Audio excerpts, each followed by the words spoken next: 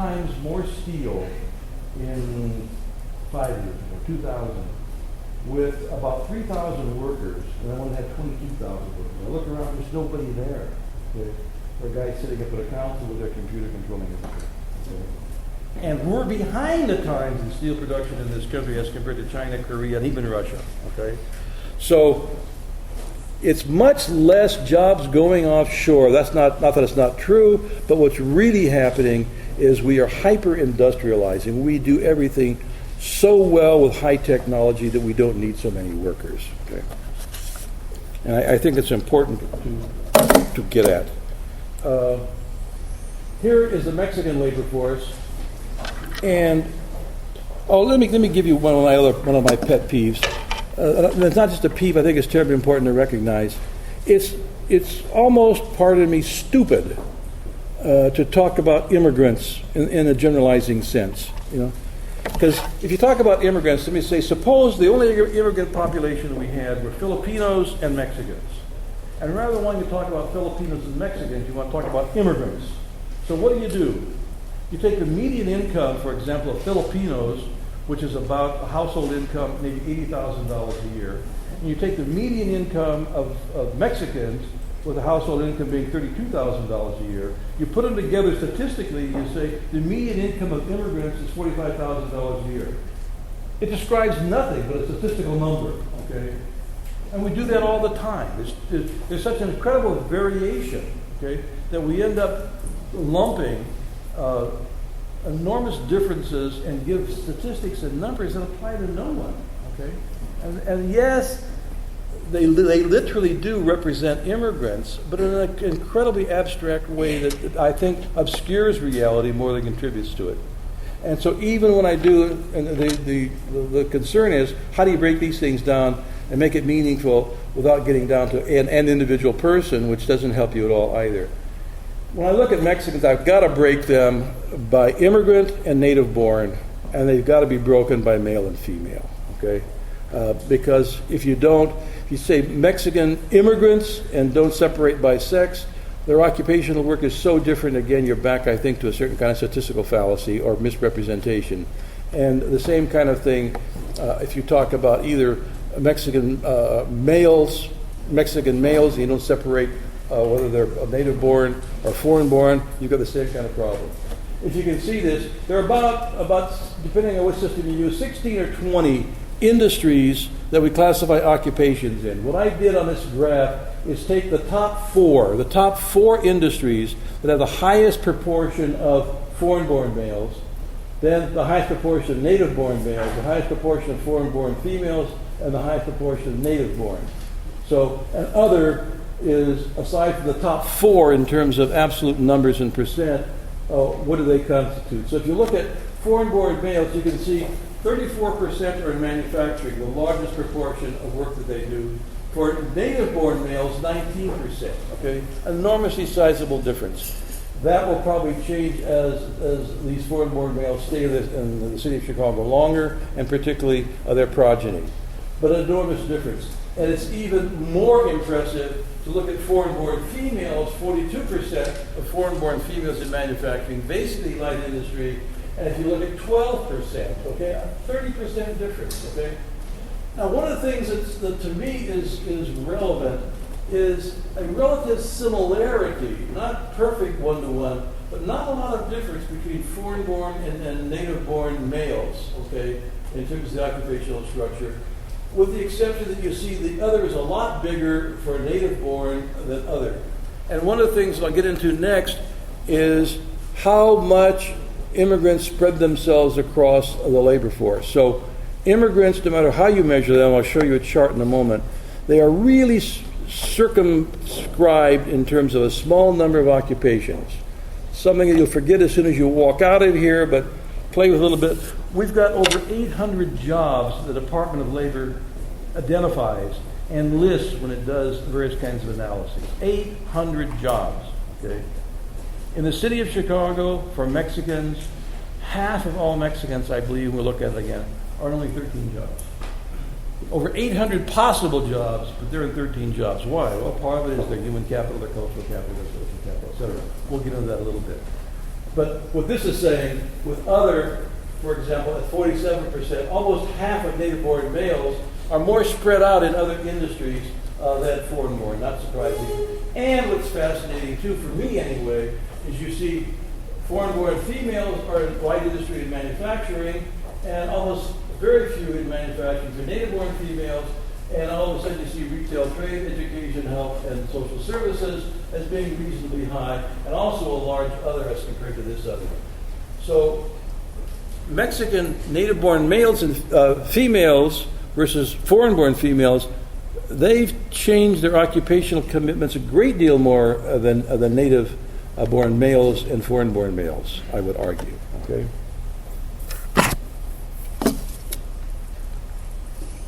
And here's the numbers I was talking about. I did a simple little thing.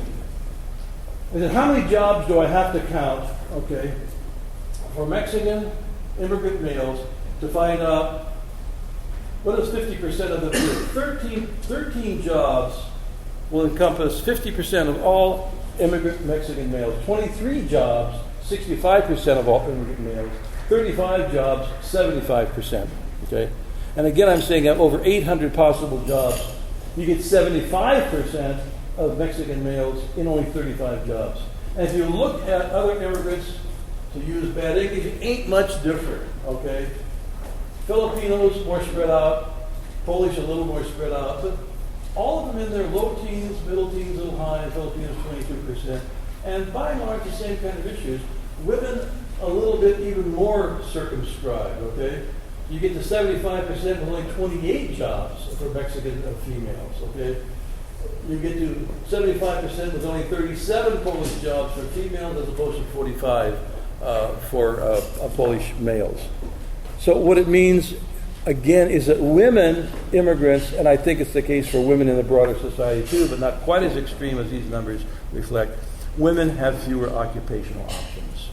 And for those of you who are out in the work world, you'll say, well, tell me something I don't know. Okay. But there's some interesting data in and of its own self in terms of those kinds of numbers and that kind of reality. And here what some of them look like. All right? This is 2000 data, census data, the 25 largest in terms of absolute numbers of foreign-born Mexican men, okay? There are a little over 18,000 Mexican men, immigrants who are chefs, okay? And their RI is 3.8, which means they're almost 4 times overrepresented in the occupation of cooking than you would expect them to be if they were distributed proportion to their population in the labor force, okay? So all those RIs on the far right-hand side tell you how overrepresented. What, by and large, most people working on occupational sociology use 1.5 as a measure for an occupational niche. There's a niche that is a concentration for an ethnic group. And you can see almost all of them, stock and clerk filers is only 0.93, not an occupation niche. Retail salesperson, 0.45. Dishwashers, 5 times overrepresented. Roofers, 3 times overrepresented.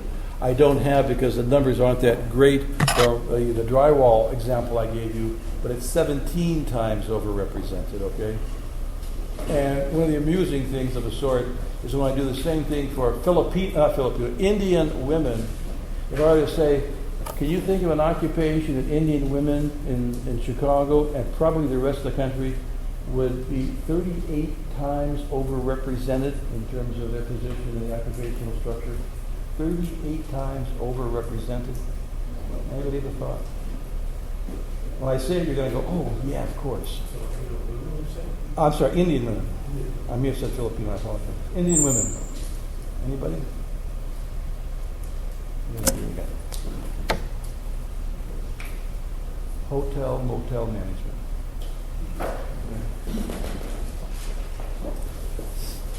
So, look at those for a moment. And here's an issue. I want to ask you again questions like, what do those numbers tell us? And what's there, what's not there? Okay.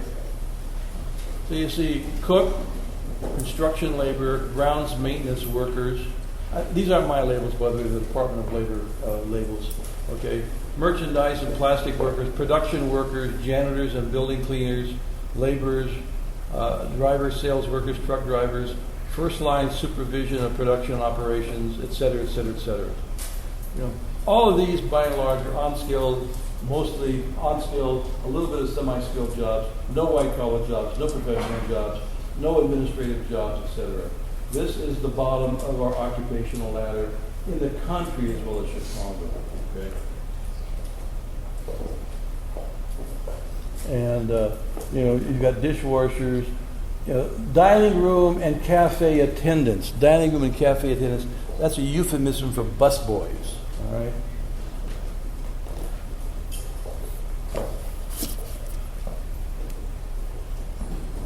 Here's women, production workers, 7 times overrepresented. 12,000 Latino women, Latino immigrant, Mexican women, immigrant women, 7 times overrepresented. 7 times overrepresented in terms of assemblers and fabricators. Okay, 9 times as Paki-chan was overrepresented.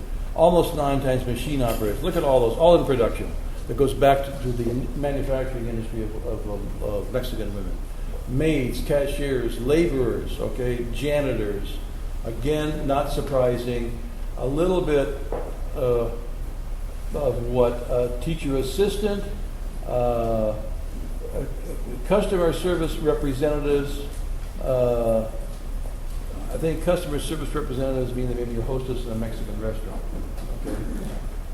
Laundry, dry cleaning, nursing, psychiatric care. Mostly, again, unskilled, some semi-skilled jobs. But again, nothing in the arena of high pay or even high status occupations. Here's one for you too, by the way. A long time ago, the Japanese referred to something called jobs that they labeled as 3D jobs. 3D jobs. Dangerous, dirty, and difficult. Okay.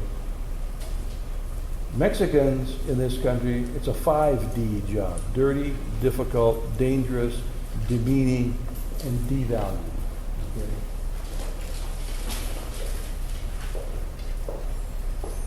Now here's something I started to focus on.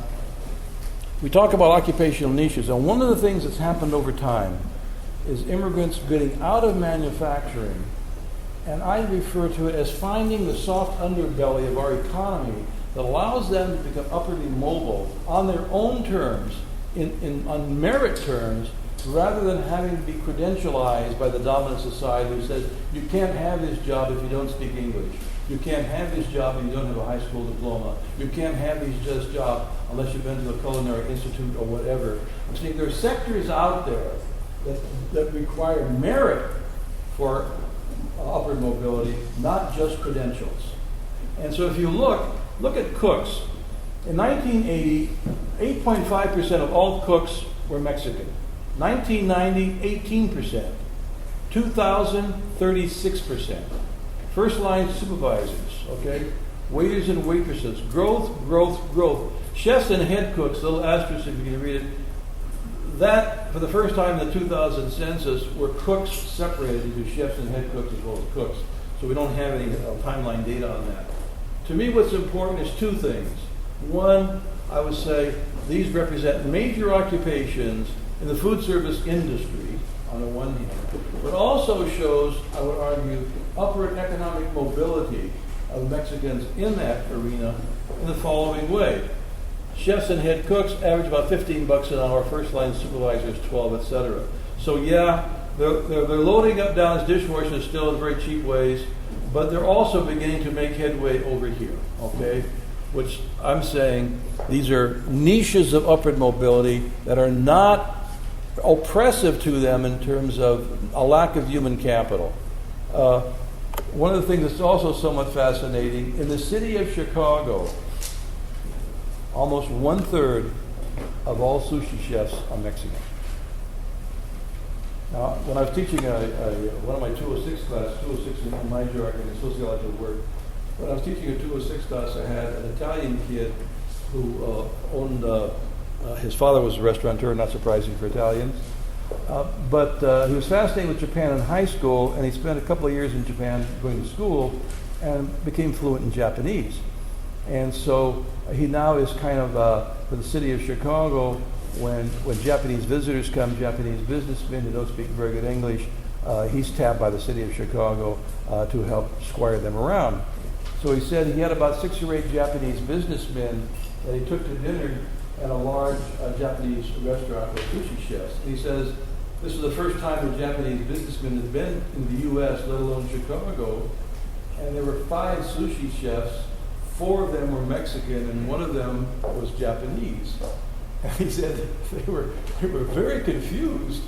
And then they even got more confused when the Japanese sushi chef spoke to the Mexican sushi chefs and spoke Spanish. What the hell is going on here? And again, this is an interesting notion of what's happening as we begin to deal with, in this case, the integration, assimilation of different immigrant cultures in similar kinds of settings. And I know we recently, in our own household, my wife and I, we lived in the city also, we had a basement that was just a disaster. So we had it converted into an apartment. And the contractor was an Irish immigrant. Okay, he was an architect who couldn't get work in this country because he didn't have the right credentials, but he was an architect in Ireland. So he went into what Mexicans refer to as the informal economy, okay? And he became a contractor. The 2 guys who redid our basement, one was Polish, the other was Mexican. The Pole doesn't speak English, he doesn't speak Spanish. The Mexican speaks a little English and no Polish. But they were able to communicate and redo the whole darn basement for us and did a magnificent job. You know? Multiculturalism at work. Okay.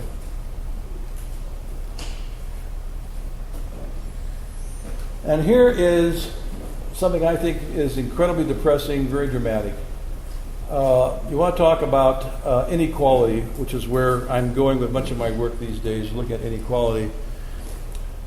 This is using 2003 data, looking at Latino, non-Latino white, and non-Latino black. Latino, non-Latino white, non-Latino black, okay? This is earnings per worker, okay? $36,620 for Anglo, $21,005 to round for Mexico, $26,400, almost $5 for black. The difference between white, this minority group, and that minority group, that's for the individual worker, okay? If you look at per capita income, let's take all the income of each group and divide it by the number of people in that group, including children. Per capita income looks like this. White's way ahead, 34.5, Latino, black. Family income, average, median, 77.6, 41.6. Subtract 41.6 from 77.6, and what do you get? $36,000 a year difference. Okay. This is enormous economic inequality for 2 immigrant groups or 2 minority groups that constitute like 25% of our population. Okay. Or if you like, household income. The difference between family income and household income, family really means one family. Household income means anybody living under the same roof. Okay. So 2 things occur here. You may want to say, well, gee whiz, how could that be? You got $77,000 for the family, and then all of a sudden it drops to $62,000 for white. That doesn't make any sense. If you got more workers in the household, how come the income goes down? Because now you're kicking in not more people working in the household, but people with one person constitutes a household. In many cases, they're retired people. In many cases, they're single women with families. And so it brings down the income of Anglos and raises ever so slightly a Latino, and also, not surprisingly, decreases African American. Here, I think, is the making of an American tragedy. All right. What concerns me enormously, with one more graph, here is looking at data from 1980 to 1990 to 2000. And what I did here was to look at white, black, foreign-born Asian, foreign-born Mexican. So here's foreign-born Asian, white, black, Latino, okay? And I took the 1990 census in the labor force, males who were 25 to 34, their median income, okay? Then I went to the 1990 census and advanced them 10 years. The 35 to 44-year-olds, and I kicked out anybody who had come into the labor force and had not lived in Chicago for more than 10 years. Okay. Then I did the same thing here. So what I really did, some people call this synthetic cohorts. I tried. We don't have the way to do it. I tried as best I could to approximate a progression by age in the labor force. I kicked out anybody here who had not been in Chicago for at least 20 years. Okay, and what you can see is Mexican, okay, and black, Asian and white, with Asia now in Chicago, a higher median income, but the difference is getting greater, not less, and that's still increasing. That is, economic inequality in the United States is increasing, and dramatically so. One other figure, I don't think I have it here. Oh, yeah, here's another issue. I took only Illinois to do the same thing for the country. When we project into the future, this is a 2002 to 2012 projection, we've got two things going. How many jobs are going to be out there to replace jobs of people who die, retire, move away, or drop out of the labor force? And so this is job replacement data listed by the largest number of sales and related occupations. In Chicago, in the next decade, about 265,000 jobs will be needed to be filled by people who leave the labor force. So you can look at these are replacement jobs. These are new jobs. That is, not replacement, but jobs that are expanding the labor force. They're very, very different. You can just see, for example, service, support, food service, private public. These are jobs, I would argue, that are much more like an information technology system in action. The replacement jobs are replacement jobs still the old industrial side. Okay? These Mexicans don't have a prayer right now, and minorities don't have a prayer for new jobs. And as the economy keeps changing, my thesis is, it's not a good one, is things are going to get worse and worse for minority African American and minority Latino. Okay? And some of us, myself included, argues that we're moving towards a technologically driven caste system in America, with whites and Asians on top, an hourglass economy, the middle dropping out, and a lot of poor whites on the bottom, but major proportions of Latino and African American. And that's about as un-American as you can get, it seems to me. So I think we've got some serious issues that need to be addressed. And we don't like to call things problems anymore, we call them challenges. It sounds less oppressive and depressive. So we've got a major challenge on our team, okay? That has to be addressed. We call our country a non-democratic, non-egalitarian country, we call it something else that we despise for most of our existence as a country. Questions, thoughts, observations? Sure. Can you go back to the graph of the previous slide to this, or a couple previous? The one more, yeah, that one. Yeah.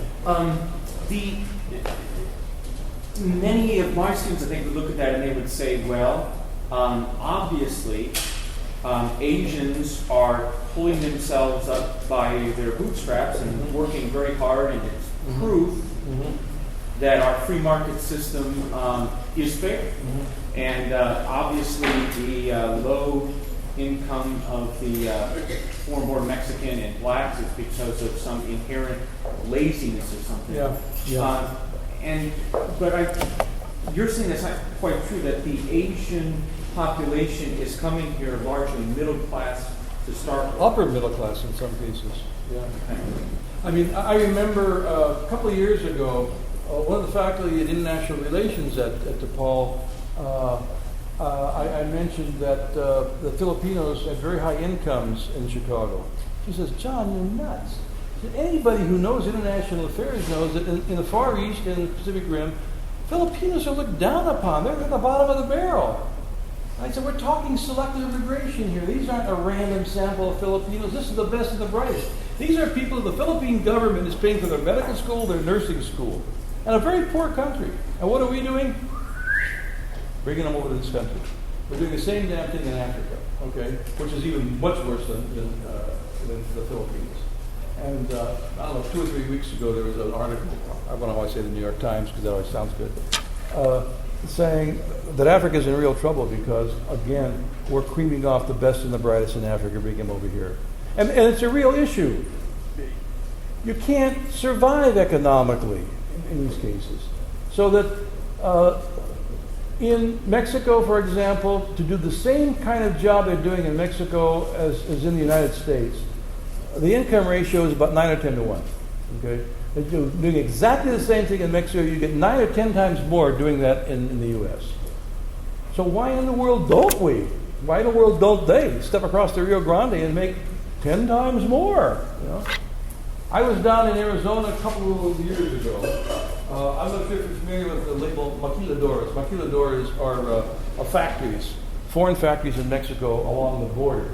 And I won't go into why they're on the border, but they're on the border. Across the border, there are about 105 maquiladora factories in this particular town I visited. About 98 of them were American. I noticed one of them was Motorola. There's a Motorola cell phone assembly plant. I get back to Chicago, Motorola. Chicago's hometown of Motorola. I called HR, Human Resources at Motorola. I said, "Did you even compare data? What you pay your workers for assembling cell phones in Mexico versus the U.S.?" I said, "Well, I don't have exact figures." He said, "But give me a number and a name, I'll get back to you." And I go, roll my eyes. How many times have I been told that? Never heard from you. Next day I get a call. He says, "Well, we don't measure this in terms of hourly pay. We measure it in terms of what we call our fully loaded cost." Fully loaded means everything that it cost us. Like in Mexico, they have a bus route where they pick up workers and bring them to the factory. They give them a free lunch, etc. So our fully loaded cost in Mexico is $8,000 a year per worker. Our fully loaded cost in the U.S. is $50,000 a year. He said, "You want to know what our fully loaded cost is for our cell phone assembly plant in China?" I go, "Oh yeah, $3,000 a year." Okay.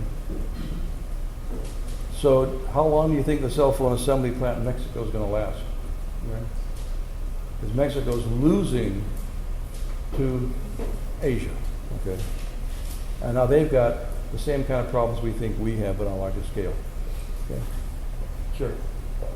Yeah. Do you have an estimate on the rate that the Mexican workers' wages increase compared to the white workers' wages increase on that part? An estimate of their increase? Like the rate of increase, yeah. Well, these are absolute. No, these are actually corrected by inflation. You can see this is 5,000 and 10,000. You can see roughly about 7,500 to about 25,000. Do that computation, okay? Is that what you're asking? Yeah, I just couldn't see those numbers. You might be able to see that, as opposed to going from roughly, say, 10,000 to 12,000 up to 34 or so thousand for Asian and Anglos. No. Sure. Your talk builds to a problem. Yeah. Absolutely. Yeah. Something. I don't think it's a harebrained solution either. It's a big solution. It's a big problem. Okay. One, I would argue. Well, here's something we think we know. People in immigration think they know. They're not positive. But if you can get the ratio, okay, of income differences or work pay differences down to the neighborhood of 3 to 1, maybe even 4 to 1, you wouldn't have this incredible glut of immigrants coming from developing or underdeveloped countries. Okay. I would, if I were the President of the United States or something, I'd try to convince the American public that yes, we do need to get 3-year or 5-year green cards for Mexicans coming to this country. And after 3 years or 5 years, if they're good citizens, in terms of paying their taxes and staying out of trouble, we'll let them apply for citizenship. My biggest one would be, I got so furious about 3 weeks ago, the President signed into law, or whatever, $37 billion, $37 billion more dollars for Homeland Security. And a huge portion of that was to go to hire 1,000 more border guards on the Mexican border, to buy more helicopters, buy more infrared stuff, et cetera, et cetera, et cetera, more serpentina wire, God knows what else. I'm saying, you know what we're doing? We got a dam there with about 18 million holes in it. And we plugged up about 500. Now we're going to plug up 550. It ain't doing any good whatsoever except increasing the economy, the illegal economy in Mexico, of coyotes. A coyote is somebody who brings Mexican nationals to the United States secretly across the border and charges them $2,000, $3,000, $4,000, $5,000 for doing it. So we've got a whole industry of coyotes. We've got a whole industry of policing. We've enhanced the policing industry in America. For the last, I think we've doubled the number of border guards on the Mexican border about 4 times in the last 10 years. And here's what I would say. Take those billions of dollars and institute what we did at the end of the Second World War, a Marshall Plan for Mexico to help their economy get more on a par with our economy.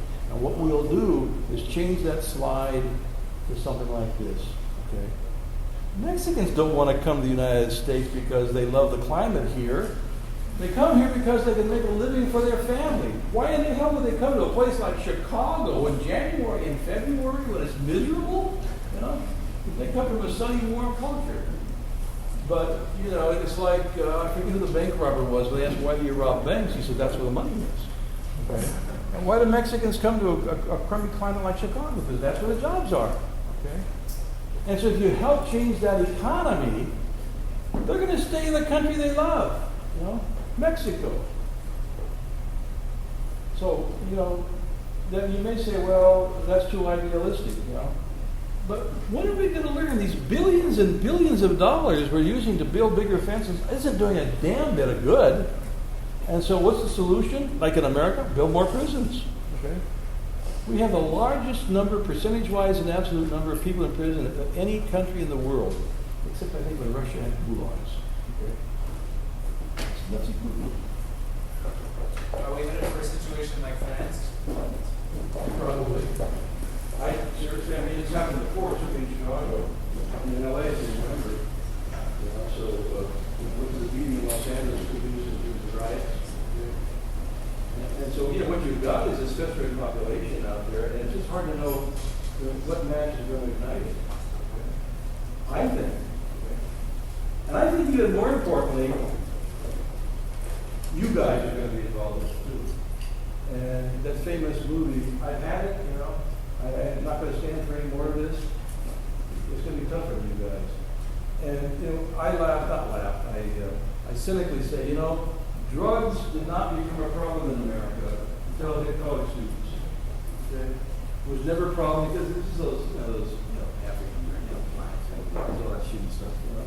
So, you know, that's what they do. It was never a social problem until college kids started using the stuff. Okay? And all of a sudden, oh God, we got a social problem. It ain't going to become a serious problem. No one gives diddly squat, I think, about this incredible income disparity between African Americans and Latinos and whites until you guys start suffering. You're going to start suffering. And that's it. Well, thank you, everybody, and thanks for that.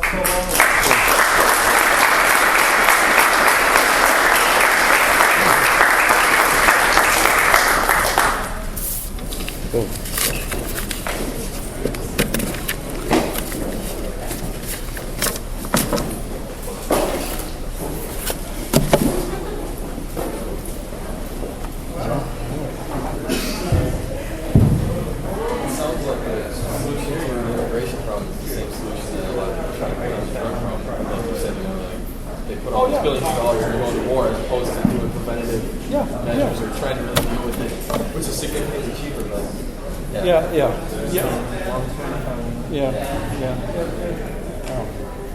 It is, you know, I got solutions in this kind of question. So I'm trying to do some stuff in Chicago and a way at it, trying to find ways to at least identify better things out to minorities, at least get them in the mainstream of even the blue collar world is better things jobs. So some of those differences have shrunk a little bit. I just, Ron and I, not to be, I'm like an eternal optimist, but there's a lot of times it's hard to be cynical, like kind of the current state of affairs in this Exactly, country. that really is hard. And, I just think that I almost get so pissed at like the apathetic American who can actually do something. It's just like, what, maybe this is what we need, is something to explode in our face. Yeah, that's a hell of a note. It may well do. Hopefully it doesn't, but we'll see. I don't know if I'm going to be able to make it tonight. So. Oh, okay. Well, hopefully we'll touch it. Okay. Hi, Cindy Anderson. Excellent talk. We're going to be having breakfast tomorrow. Yeah. Actually, I'm gonna make it over tonight, you guys got it. We're gonna get up early tomorrow. Oh, I bet your social work class is just fabulous. I teach that here. Oh, you do? Okay. Oh, I love it, it's my favorite class. Yeah, students like it last week. Wonderful, but, you know, so is that, and I came to school late, and we get to the brochure, so I'm gonna try to. Well, you know, I didn't mention, I stuck Okay, one little yeah. competition Yeah. on teamwork back there. Okay. Fields Just of go back Water. to- They're probably still there. Okay, Feel free to grab one. yeah, too. yeah, we'll do. Just go back to the Yeah, department. glad or you what? could make it here. Me too. Yeah. You know, a little bump in the road. Yeah, but you smoothed it out pretty quickly, it sounds like. Yeah, actually, yeah. I don't recommend spending a week in a hospital in Venice, but there's a lot of other things to do in Venice, is visit hospitals. But there we are. Okay.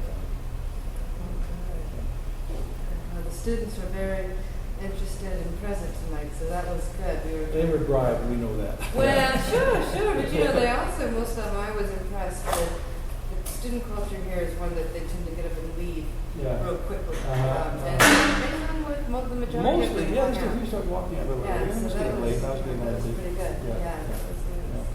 Yeah, so I wonder who they were, because a lot of them weren't my students. They were Yeah. Uh-huh. Okay, but who's counting, right? Well, you know, I could see them though. They turned in basically an occupational analysis where they looked at race and gender niches or Yeah. dominated jobs. Yeah. And they just turned that in last Oh, week. interesting. And I actually saw the ones that were in front of me. Their heads were kind of thinking, "Oh, did I do that? This makes sense now." So I'm just, thrilled that they're Well, hearing really, from yeah, somebody yeah. else. Like the challenges them, sure. Yeah. So that is pretty good. So did you got in and had dinner with some folks tonight? Yeah, Or yeah. with Ryan or? Yeah, Ryan and you help me again. Who was dinner with? Brandon, Right. Laura, Mhm. Dr. Roberts, and then Dan Craig. Oh, good. And who's on for breakfast tomorrow, Ryan? Us three for right now. I haven't talked to anybody else about it. Well, fine. we can- Well, that'll be just fine. Yeah, you bet. That will be just fine. Because all that I'm doing these days is, I keep saying teaching 206 to work with society, and I'm trying to get my rating and teach this stuff. So, how many classes do you teach a semester? We're in the quarter system, Uh-huh. and ours, I laugh, ours is, we teach, by contract, we're supposed to teach 9 a year. Mm-hmm. But anybody who's doing any research is going to be usually 7. But 3 to 7 is pretty standard, 7 courses.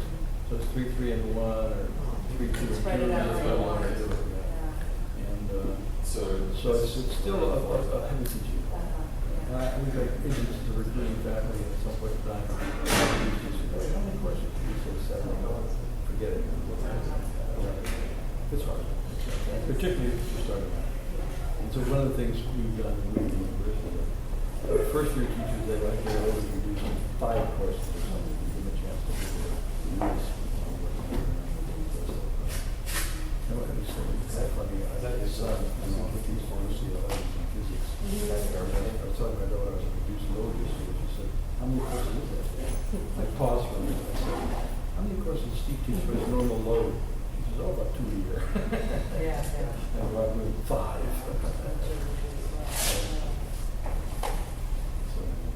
I definitely want to talk with you more about it and just how you put together matching up the census and exchange, Yeah. application codes and Yeah. stuff. As you well know, a lot of it is tedious. I mean, Uh-huh. As I said, we're talking in Chicago, the list of 2,000, I counted, you have 561 occupations, so some are online, with every darn one of them. Fortunately, they're graduate assistants. Yep. But, it takes time, and, I'm trying to do some stuff. It's even more expensive. I'm enamored with some of the stuff that, what's his name?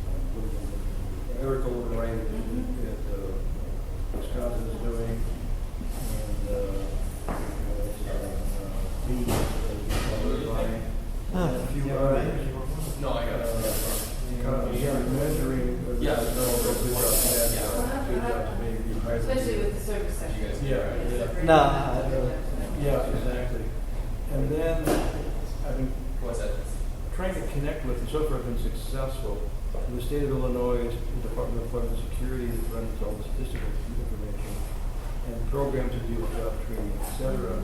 Say, can we build a technique Oh, that yeah. has data that tracks Puts those the application and ability of particularly minorities Did you tell her you were coming?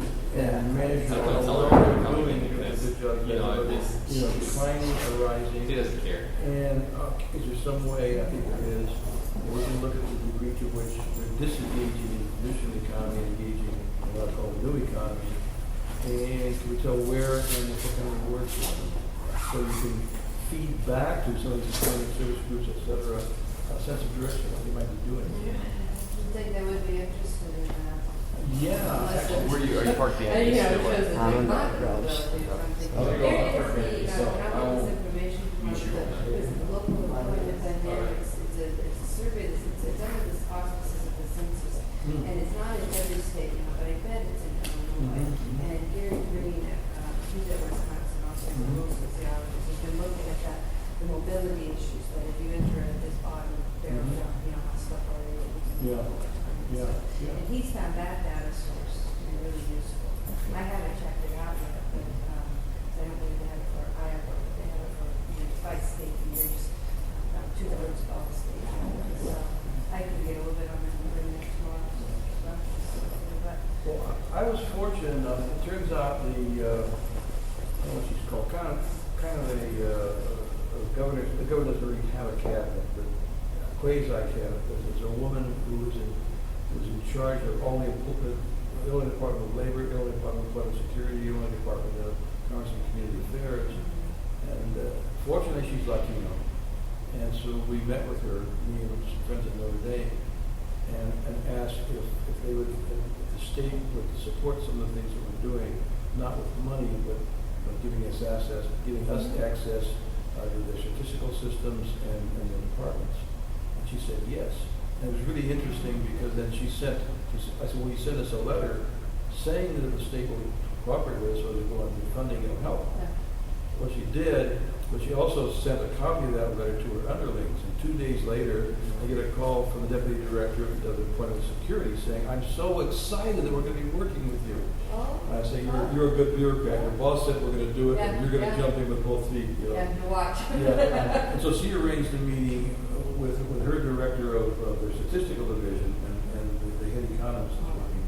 And so we're getting moving there, I think. That's Yeah. And the same as the mayor's office and Manpower Development, they've got that's their own a big office. problem with this. Yeah, because they're so defensive, you know. Yeah. But if the boss says do something, That's they do it. wonderful. Yeah. We should probably walk out and walk you to the social, yeah. All right. And I guess that's it. Sure. Well, did you get that thing? What is? Oh, that's just a nom. Okay. Yeah,